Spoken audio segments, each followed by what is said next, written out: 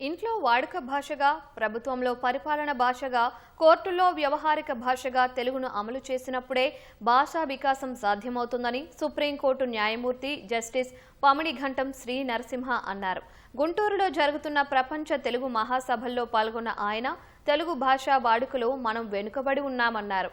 వాడుకలో తెలుగు భాషను విరివిగా ఉపయోగించాలన్న justice P Sri Narasimha court ఆదేశాలు, ప్రభుత్వ ఉత్తర ప్రత్యుత్తరాలు, పాఠశాల బోధనలో తెలుగు తప్పనిసరిగా ఉండాలన్నారు. మాతృభాష ద్వారానే మన వ్యక్తిత్వం వికసిస్తుందని స్పష్టం చేశారు. అదే సమయంలో తెలుగును బోధిస్తున్న ఉపాధ్యాయులను గౌరవించాలని జస్టిస్ పి శ్రీ నరసింహ సూచించారు. భాష కేవలం ఒకరితో ఒకరు మాట్లాడుకునేందుకు, భావం వ్యక్తపరిచేందుకే ఉపయోగపడదు. భాష ఒక ప్రపంచాన్ని సృష్టించగలిగే బలం ఉంది దానిలో.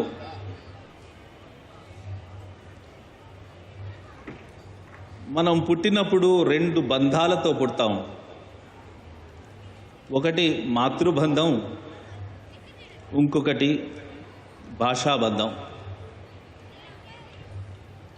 మాతృబంధం ఒక రక్తబంధం అయితే భాషాబంధం భాషానురక్తబంధంగా ఉంటుంది.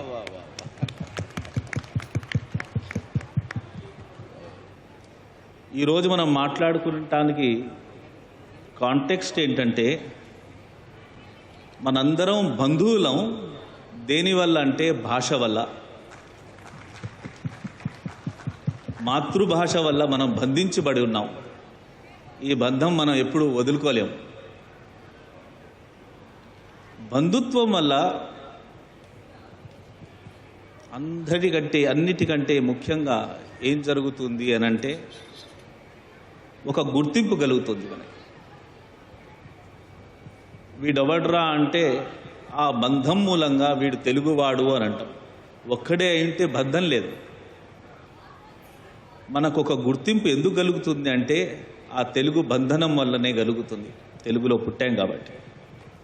మనం బహుశా తెలుగుని కొంచెం నెగ్లెక్ట్ చేస్తున్నామని, ఇంకా దానికి ఆ పూర్తి రికగ్నిషన్ రావాలి అని మనం అందరం ఒక ప్రయత్నం చేయాలి అని కూడా అనుకుంటున్నాం. ఎందుకు చేయాలి అంటే, నా ప్రకారం భాష ఒక జీవం పోసుకున్న మనిషి లాంటిదే.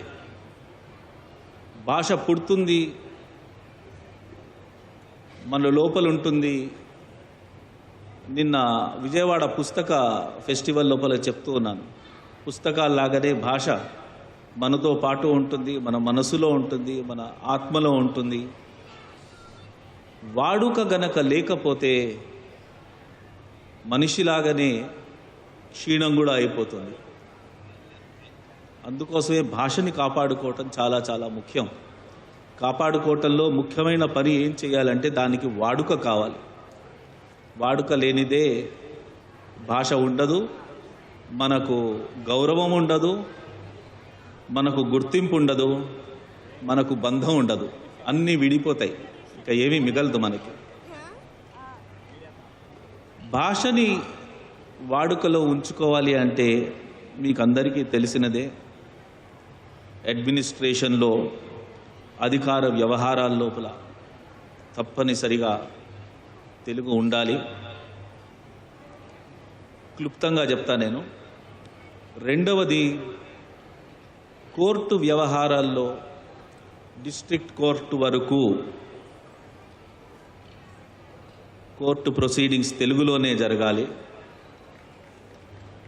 దానివల్ల ఏం జరుగుతుందంటే,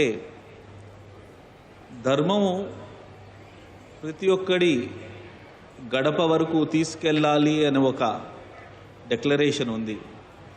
కోర్టులో ఏం జరుగుతుంది, జడ్జి గారు ఏం మాట్లాడుతున్నారు, అడ్వకేట్ ఏం మాట్లాడుతున్నాడు, నా కేసు గురించి కరెక్ట్గా జరుగుతుందా లేదా అన్నది సరళమైన తెలుగు భాషలో కోర్టుకు వెళ్ళిన ప్రతి ఒక్కడికి తెలవాలి.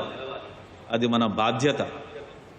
కోర్టు లోపల తెలుగు ఇంట్రడ్యూస్ చేయటం డిస్ట్రిక్ట్ కోర్ట్ లెవెల్ వరకు వాడుకోవటం చాలా చాలా ముఖ్యం.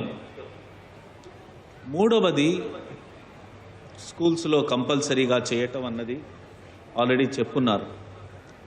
నా మనసు ఒక రకంగా కష్టపెడుతుంది చాలా రోజుల నుంచి. తెలుగు వాళ్ళం మనం తెలుగు ఉపాధ్యాయుడికి ఇయ్యవలసిన గౌరవం ఇయ్యలేదని నాకు ఒక భావన. ఆ గౌరవం ఇయ్యనందువల్లనే మనకి ఈ పరిస్థితి ఇవాళ ఉంది. తెలుగు టీచర్స్కి హేళన కాకుండా కాళ్ళు గడిగి దండం పెట్టాలి మనం. తెలుగు టీచర్స్ని రెస్పెక్ట్ చేయని సమాజం కాదు. ముఖ్యంగా ఈ రోజు నుంచి మనం తెలుగు టీచర్స్కి తప్పనిసరిగా గౌరవం ఇచ్చి వారిని కాపాడుకొని మన భాషను కూడా కాపాడుకోవాలి.